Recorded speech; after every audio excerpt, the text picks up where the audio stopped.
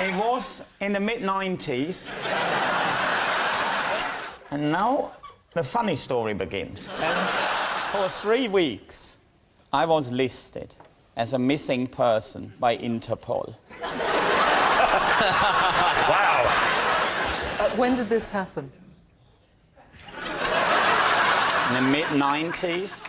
Where were you? Had you actually disappeared? I was in Morocco. What were you doing there? I was on a bike ride in Spain.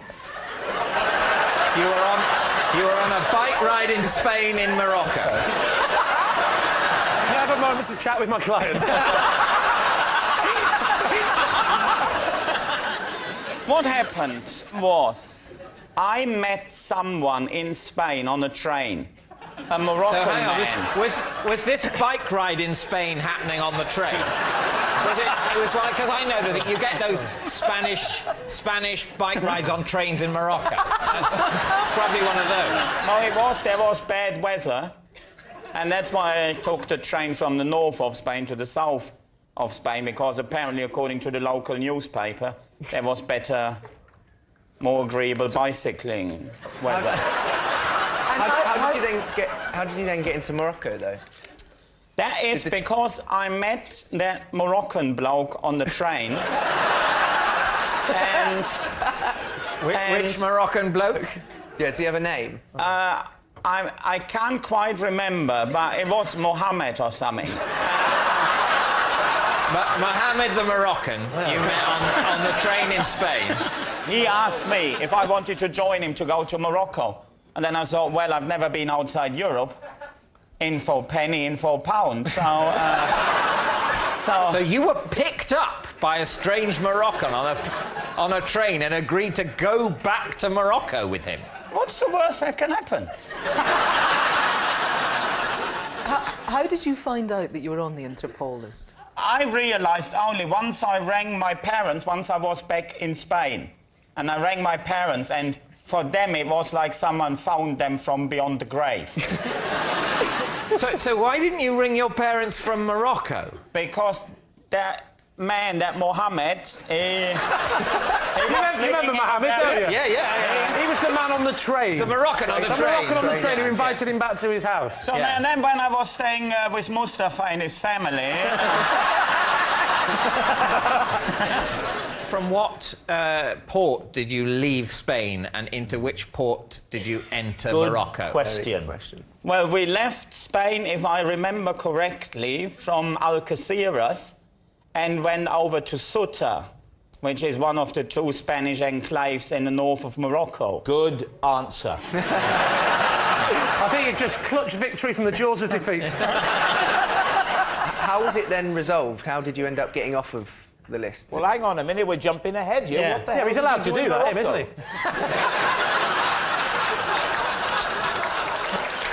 What were you doing? I was travelling with Mohammed.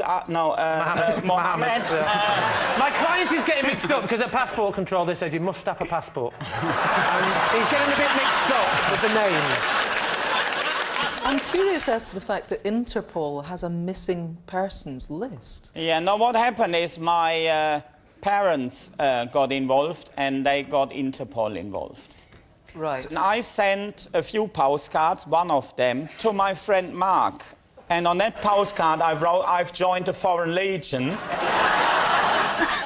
Probably see you never again, have a good life or something. And then, Mark being a quite clever boy, so, OK, with this postcard I can have a lot of fun. I go round Henning's parents and say them something along the lines of, Herr Wehn, Frau Wehn, you might be interested in this. Sorry, so your friend Mark Yes. used this postcard to mentally torture your parents? I'll make his parents think he's disappeared forever for a laugh. Well, it's German sense of humour.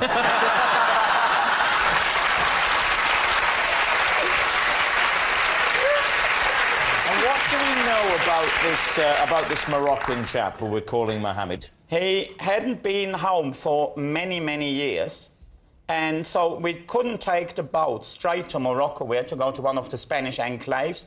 because he had to collect a suitcase full of books from a cafe in Sutton. Why did he have a suitcase full of books? Because someone left them there for him. But why books in a suitcase? Well, it was back in the mid-90s, people were still reading. So he went to a cafe in the Spanish enclave of Morocco Yes. to collect a suitcase which he told you was full of books. Well, I suppose a friend of his left them there. Yes, but I why? mean, you know what it sometimes is like, isn't it? Like, well, I can't quite think of an example. But if he could, it would be like that. This Interpol list that you were on, can you just elaborate on how your parents got you onto it? Well, they rang the consulate, and they rang all Which sorts consulate? of... The German one. And, Which German consulate? well, the one in Morocco. They And didn't the ring one the in- police. They rang the German consulate in Morocco. Well, that's how you would go about it, wouldn't you? It's no don't good know. ringing your local bobby. And what happens then with the list? Do you just... They have to tell Interpol, stop Yeah. looking for Henning. We Yeah, I found him. suppose so, yeah. Well, did they? For all My we know, they're parents are still quite- looking for you now. I'm safe! So what do you think, David? Does any of that have the ring of truth, or has he made all that up? What do you think, Kirsty? I think it's so odd and inconsistent and unlikely that it must be true. Yeah, that's what I'm leaning towards as well. Yeah. I think that as well. I think it's true. Yeah. Henning, was that the truth, or were you telling a lie? Well, this story is true.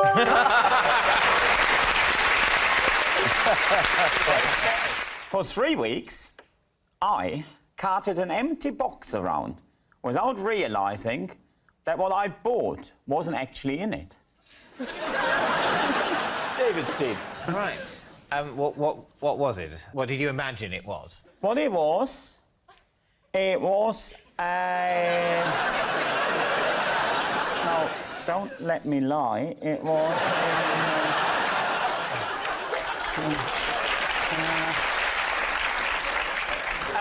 there was a plastic Christmas tree. That's what you thought was in there Absolutely.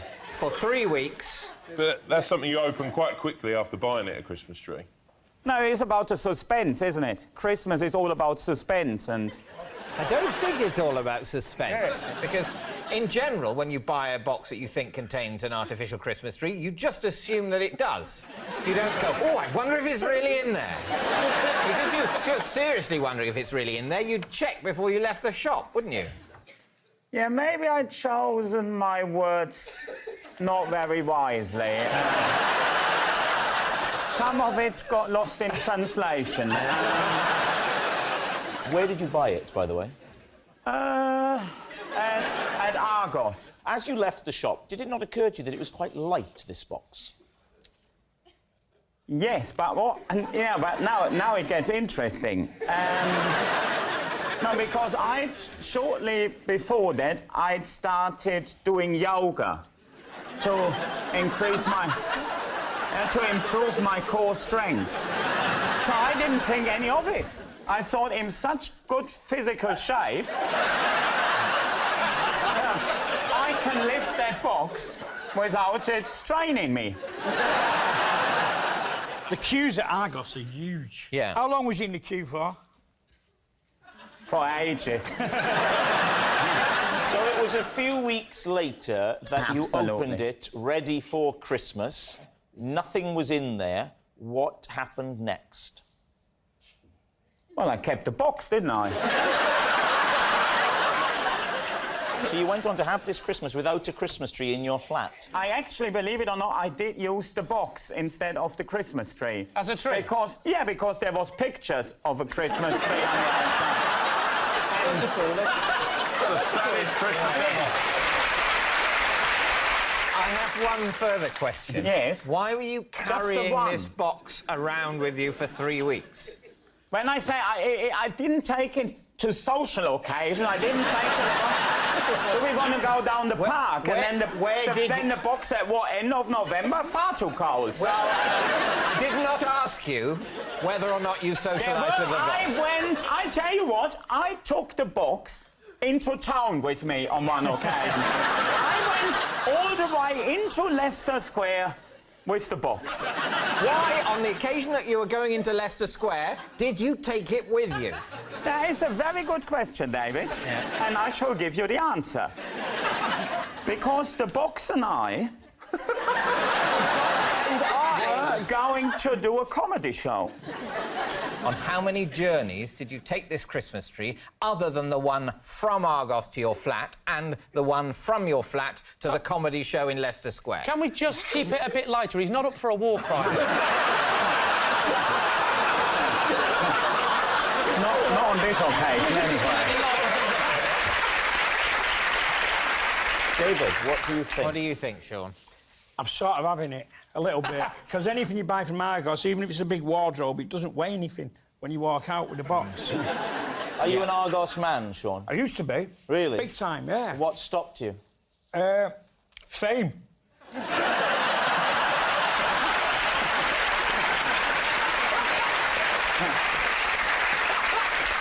Tom? I think he's... I mean, it's a Sort of. ridiculous story. But, I mean, he's a canny fella. So, shall we go for true? Yeah. True? Yeah. We're going to say true. All right. Henning, truth or lie? This story is true.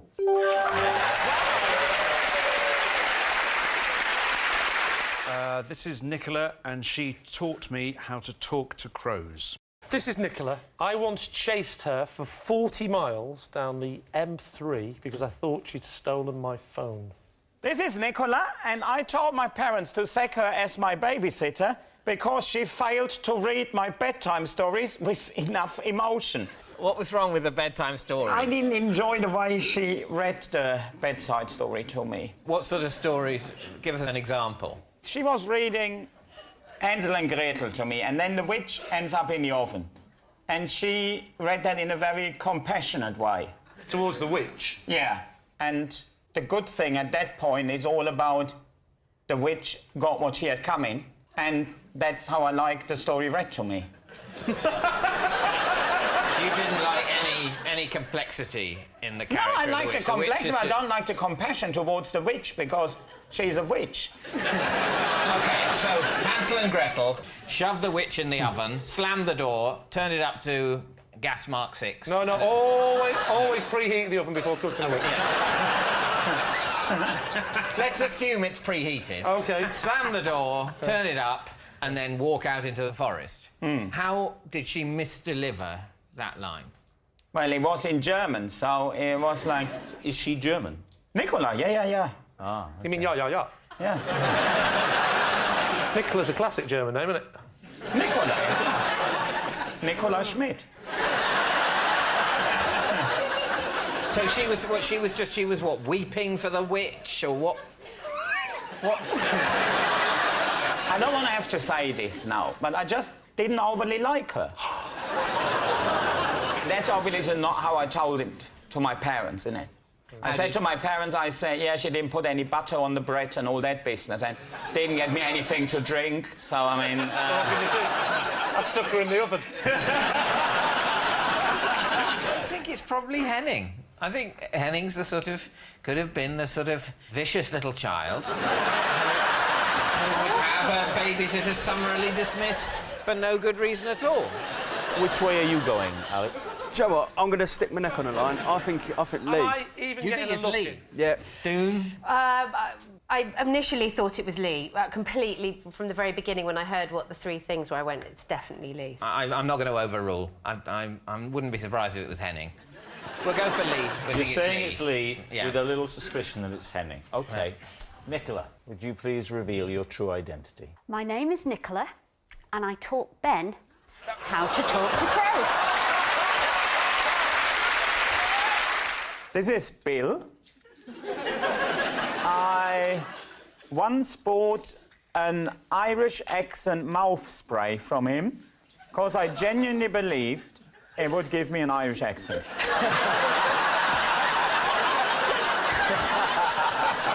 Clara, how do you know Bill? So this is Bill, and when my chair broke, he let me sit on his back so I could interview Nicki Minaj. All right. Finally, Lee, what's your relationship with Bill? This is Bill. I had to leave my life drawing class when he walked in, disrobed, and I realised he was the man that sold me my sausages. There we have it. Is Bill Clara's spare chair, Henning's spray cellar, or Lee's model mate? David's team, where would you like to begin? Henning. Henning Wehn. So explain the thing about this spray. Bill has actually got a shop. And I walked past his shop and I saw Irish accent spray. And I hadn't written a decent joke in a long time. I thought, well, let's get that spray. So when you say you saw Irish accent spray, what do you mean? Like well, it's like a helium balloon. It's a balloon. No, it's a spray, but it changes your accent. Instead of making your voice more high-pitched, it makes it more Irish accented. Yeah. Although, mixed with the accent you've already got, God knows what that could do. And what shop sells this? What shop? Like one of them that you have got around Camden. Bill's got a shop in Camden. Yeah. And his best product is a spray that makes you sound Irish. Well, I didn't buy all his products, so I can't rank them. But let's get the genre of shop clear. It's a sort of joke shop, is it? Well, you call it as derogatively as you want. By joke shop, I don't mean a risible shop. I mean a shop that sells joke items like whoopee cushions and... Yeah, exactly. Yeah, fake blood and... Yeah, that Sounds sort of right. shop. And when did this happen?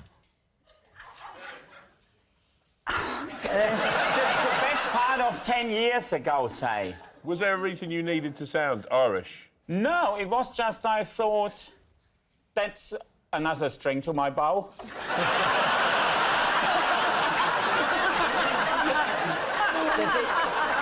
Did you... So how did you imagine it being used in your stand-up? Maybe if I tell a joke where Irishmen go to the pub. Do you know a joke where Irishmen go to the pub that you could tell in your current accent, but you could mime the point at which you would have sprayed your... It would like go... There is an English fella going into the pub and says, "Oh, jolly good morning, my good fellow." Right. And then... Wow, and he didn't even have any spray for that. Jolly good morning. So you don't need the spray. And then, you can not do for it. English, not for... And then, Irishman goes in the pub and then I spray. Yeah, OK. And then I go, top of the morning.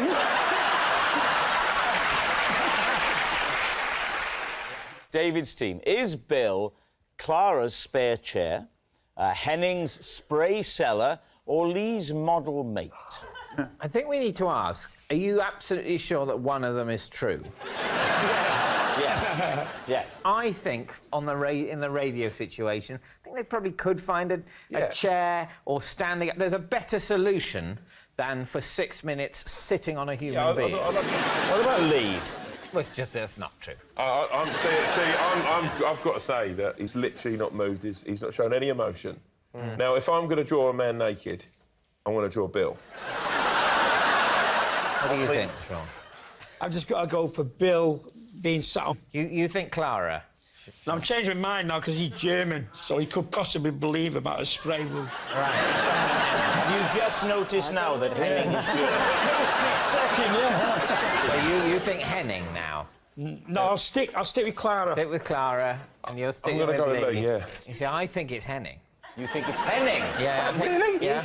We're going to go Henning. Yeah. OK, Bill, would you please reveal your true identity? My name is Bill, and Henning bought an Irish breast spray.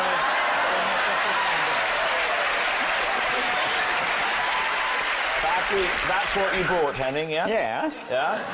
And you genuinely thought it would have an effect on your accent? Of some description. Lee, let me give it to you. It didn't work on Henning, but might work on you. I don't think you gave me the right one. I was once arrested by border guards for illegally entering another country. David's team, what do you think? Which country? It was in the mid-90s. That's not a country. No. And it was in Eastern Europe, so they changed names very quickly. So I'm not sure. It was either Czech Republic or Czechoslovakia. I don't know which... You know what stage of its exactly. dissolution it was at. Yeah. And what was the problem? I didn't have my passport. Right. Where had you left your passport? At home. Who were you with, by the way? Were you on your own, or No, I was was with a friend from back home, Pete. a friend from the pit? No, with a person called Pete. Is that his real name? Or is that a nickname? Pete. Oh, Pete. No, P-I-T. Oh, Pete. Oh, is that his Pete? It is called, he's called Pitt. Like Brad Pitt, but Yeah. Pitt is his first name. Otherwise, I would say Pete. Yeah.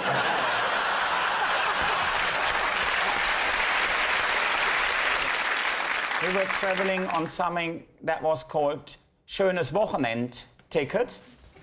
And That's German for National Express. now, what it is German for, you can use any train you like as long as it's a slow train. We have that system with all of our trains.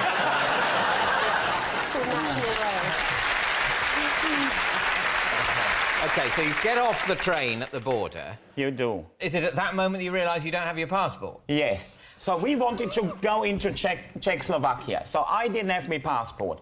So the obvious thing to do is don't go across where the border guards are, but go a mile off into the fields and cross there. If then someone wants to see your passport, you say, oh, I must have lost it. Roughly how far into Czechoslovakia, in whatever form it was, were you? I was about, give or take, a mile. I see in the distance, I see like two lights, two white lights. They're getting bigger and bigger and bigger. And then I realise it's a Jeep. And then they're driving towards us. I'm quite gripped by this story. The Jeep then just stopped, and then there is 4 people jumping out with automatic rifles and dogs. Automatic dogs. What sort of dogs were they? I didn't ask for their names, but... Neither did Alex. They were terrifying dogs, probably Alsatians or something. What happened? They're all around you. So well, what they do all they say? jump out with their rifles, don't they? And then saying, or whatever their language is. So,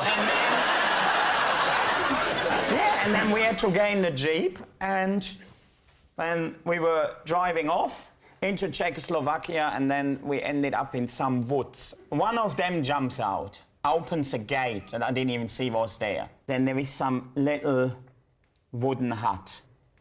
And was someone in there that spoke German.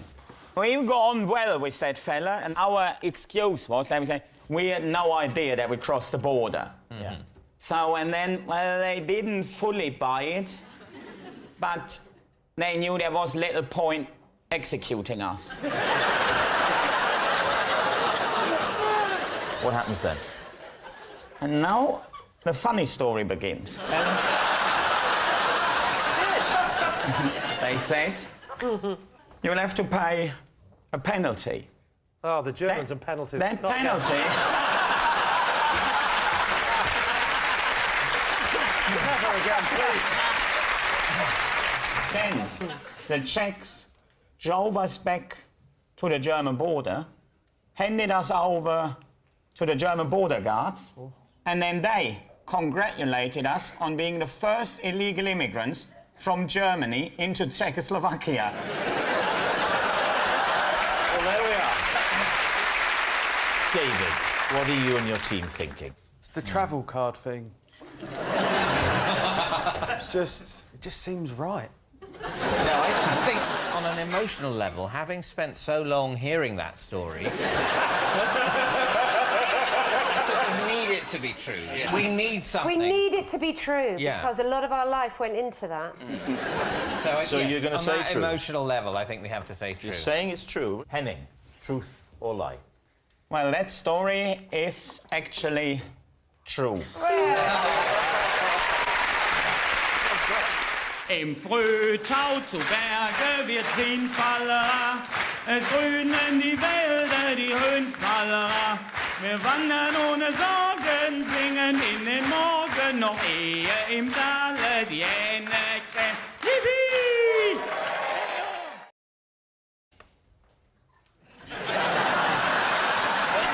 It was in the mid-90s. And now the funny story begins. For 3 weeks, I was listed as a missing person by Interpol. Wow. When did this happen? In the mid-90s. Where were you? Had you actually disappeared? I was in Morocco. What were you doing there? I was on a bike ride in Spain. You were on a bike ride in Spain in Morocco. Can I have a moment to chat with my client? What happened was, I met someone in Spain on a train, a Moroccan So hang on, man. was this bike ride in Spain happening on the train? It was like, because I know that you get those Spanish bike rides on trains in Morocco. It's probably one of those. No, there was bad weather, and that's why I took the train from the north of Spain to the south of Spain, because apparently, according to the local newspaper, there was better, more agreeable bicycling weather. How did you then get into Morocco, though? That is because I met that Moroccan bloke on the train. and... Which Moroccan bloke? Yeah, does he have a name? I can't quite remember, but it was Mohammed or something. Mohammed the Moroccan, you met on the train in Spain. He asked me if I wanted to join him to go to Morocco. And then I thought, well, I've never been outside Europe. In for penny, in for pound. So you were picked up by a strange Moroccan on a train and agreed to go back to Morocco with him. What's the worst that can happen? How did you find out that you were on the Interpol list? I realised only once I rang my parents, once I was back in Spain. And I rang my parents, and for them it was like someone found them from beyond the grave. So why didn't you ring your